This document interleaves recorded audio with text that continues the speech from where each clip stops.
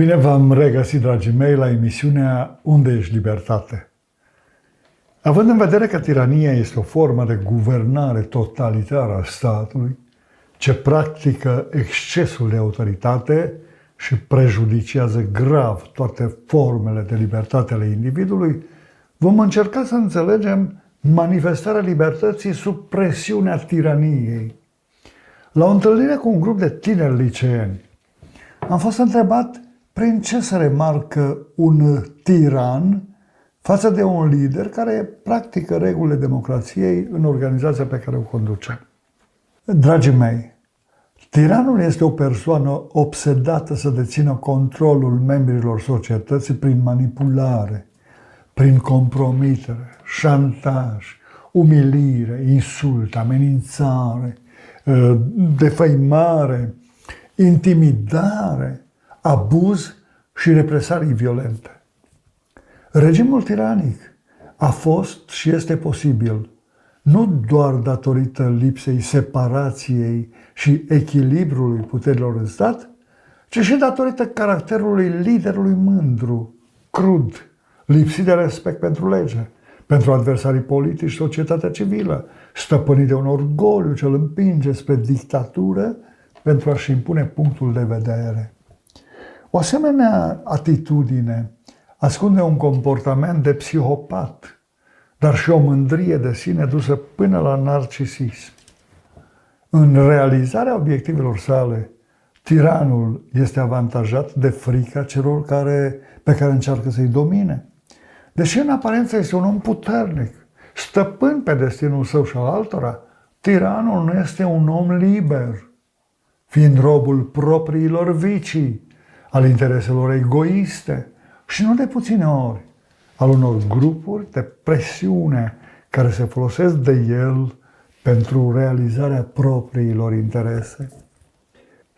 Tiranul este încredințat că patria sa, pentru a deveni măreață, are absolută nevoie de el, chiar și după moarte, ca model pentru generațiile viitoare. Țara pe care o conduce n-a avut, nu are și nu va avea pe altcineva ca el, care să poată fi numit cel mare, cel înțelept, cel bun, cel sfânt, cel iubit de popor, cel mai iubit fiu al poporului, conducător genial, părinte al patriei. Am fost întrebat de către unul dintre tinerii prezenți la dezbaterea noastră cum este posibil să apară și să se dezvolte un regim politic antidemocratic. Dragii mei, răspunsul la întrebarea de mai sus îl veți putea găsi foarte simplu dacă priviți știrile la televizor.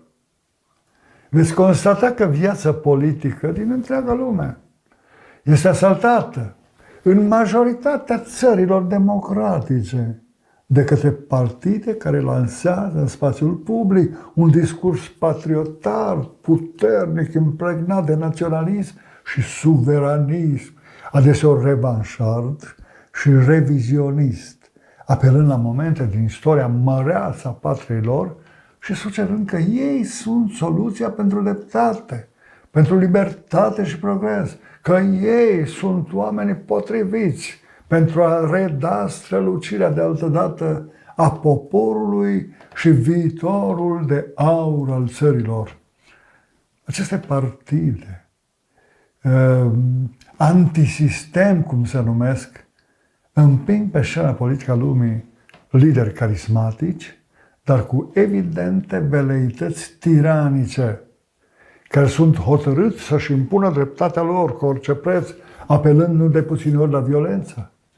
Dacă folosesc mijloace antidemocratice pentru a ajunge la putere, vă rog să vă închipuiți ce fel de regim politic vor instaura după ce vor fi investiți în poziții de autoritate publică. Dragii mei, tirania nu poate prinde rădăcini decât acolo unde există un număr mare de lichele care gâdilă mândria unui lider suficient de orgolios, capabil să impună prin forță un proiect care să le protejeze interesele, dar și un număr suficient de mare de fraieri care să cadă în plasa unui discurs demagogic, naționalist, revizionist și revanșar bazat, în fapt, pe un patriotism de fațadă. Până să realizeze că au fost înșelați, susținătorii unui asemenea lider cu veleități dictatoriale sunt capabili să strige minute în șir, ura, ura, la vederea conducătorului iubit. Istoria societății umane, din antichitate până în ziua de astăzi, este cel mai bun martor al adevărului pe care l-am afirmat mai sus. Unul dintre atributele omului liber este puterea de a respinge orice formă de compromis cu tirania, chiar și sub presiunea amenințării cu moartea. Modul de manifestare a ființei umane în condițiile unui regim politic excesiv de autoritar pune în evidență foarte clar diferența dintre un om liber și un profitor al unui asemenea regim. În Imperiul Roman, individul era încurajat prin legea de lez majestate să pârască pe toți dușmanii cezarului, având și avantaje economice prin acapararea unui sfert din averea celui condamnat. Tirania comunistă, în forma sa bolșevică, a practicat în mod sistematic teroarea ca expresia luptei de clasă, distrugând milioane de destine ale adversarilor politici, dar și al celor care au fost victimele nevinovate ale delațiunii. Un tânăr prezent la întâlnirea mea cu grupul de liceeni m-a întrebat, cerându-mi să le dau măcar un exemplu de abuz al regimului comunist de tip bolșevic, pentru a înțelege natura excesului de putere din acele vremuri. Îi sfătuiesc pe tineri și pe toți cei interesați să citească mărturiile celor care au fost urmăriți de securitate, arestați, anchetați și încarcerați pentru opoziția lor față de comunism. La câțiva ani după Revoluția din 1989 din România, l-am invitat pe filozoful Vasile Andru, autorul unei cărți foarte interesante despre terapia destinului, la o întâlnire cu un grup de persoane încarcerate în penitenciarul Gherla, unde conduceam departamentul socioeducativ. Vorbind despre destinele frânte din cauza delațiunii practicate de regimurile totalitare, filozoful Vasile Andru povestea un caz care s-a petrecut în anii 1950, în China maoistă. Pentru că a transpirat lucrând, un muncitor și-a dezbrăcat haina. Apoi a căutat prin încăpere un cui, un suport unde să o atârne. Dar pentru că nu a aflat așa ceva, a aruncat-o pe umerile bustului slăvitului conducător Mao, aflat la loc de cinste în mica hală de producție.